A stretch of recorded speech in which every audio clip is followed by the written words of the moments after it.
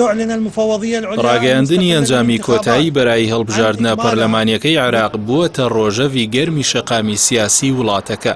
هەڵبژاردنەکەش لابری هێنانە ئارای دۆخێکی سەقامگیرتر و پڕ لە دڵنیایی دەرگای بەڕووی چەندین ئەگەر و پێشهاتی مەترسیداردا کردووەتەوە. چاودێرانی دۆخی عێراق ڕەشبینانە دەڕوانە دەرەنجامەکانی هەڵبژاردن و پێیان وایە ناتوانێت گۆڕانکاریەکی ئەوتۆ بێنێتە کایەوە لەبەرەوەی لەلایەک هێشتا هێزی چەکدار و میلیشیا خۆیان بە خاوەن بڕیار دەزانن و لە دەرەوەی دەوڵەت و یاسان و هێزیان زیاترە لە یاسا و دەنگی دەنگدەر و ئەو لایەنانەی کە لە هەڵبژاردنەکان خۆیان بەبراوە دەزانن.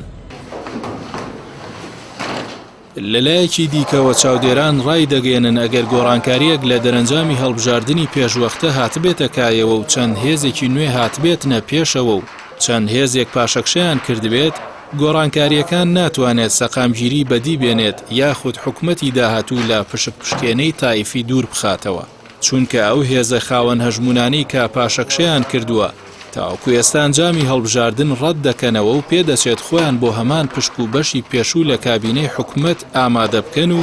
لە ئەگەری بەدی نەهاتنی خواستەکانیشیان گرفت بۆ پەرلەمان و حکومەتی داهاتوو دروست بکەن.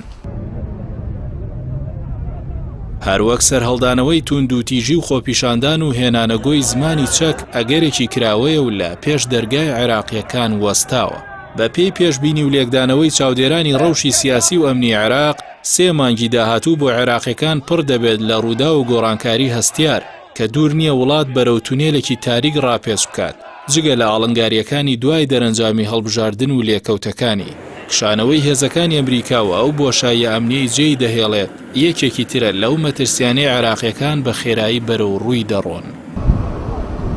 هەڵبژاردننی پێشوەختەی عێراق لە دەرەنجامی داواکاری خۆپیشاندەرانی تشرین هاتەکایەوە. چەقی داواکاری خۆپیشاندەرانیش بریتی بوو لەوەی نەخشەی سیاسی لە عێراق بگۆڕدرێت و هێز و دەسەڵات لە ژێرچنگی میلیشیا دەربێنرێت و عێراق ببێتە وڵاتێکی دامەزراوەی و حکومەتی هاوڵاتی بێتە کایەوە. بەڵام بە پێچەوانەی خواستی خۆپیشاندەران کۆمەڵێک هێز کە پێشتر دەسەڵاتدار بوون لە حکومەتی عێراق و ئەم جارە بە هێزێکی زیاترەوە هاتوونەتەوە سەر شانۆی حکومڕانی و ئەمەش ئەو چاقبەستوویە سیاسیە کە لە عێراقدا ساڵانێکی زۆرە ڕەگی داکوتاوە و دەرەنجامەکانی هەڵبژاردننی پێشوەختەش زیاتر ڕەگ و ڕیشەی دادەکوتێ. ئەمەش ئەو دینامیکیەی کە هەڵبژاردن لە ڕووی دیموکراسیەوە بەدی دەهێنێت پێچەوانە دەکاتەوە و لە بریەوەی هەڵبژاردن ڕێگایەک بێت بۆ بازدان لە قۆناغێکی چەقبەستوو بۆ قۆناغی پێشخستن و سەقامگیری سیاسی و ئەمنی و فراهەمکردنی خزمەتگوزاری، دۆخەکە لە قاڵبێکی خراپتردا دەهێڵێتەوە و ئەو بەستەڵەکەی خۆپیشاندەرانی تشرین کە بە خوێنی خۆیان هەوڵی تواننەوەیاندا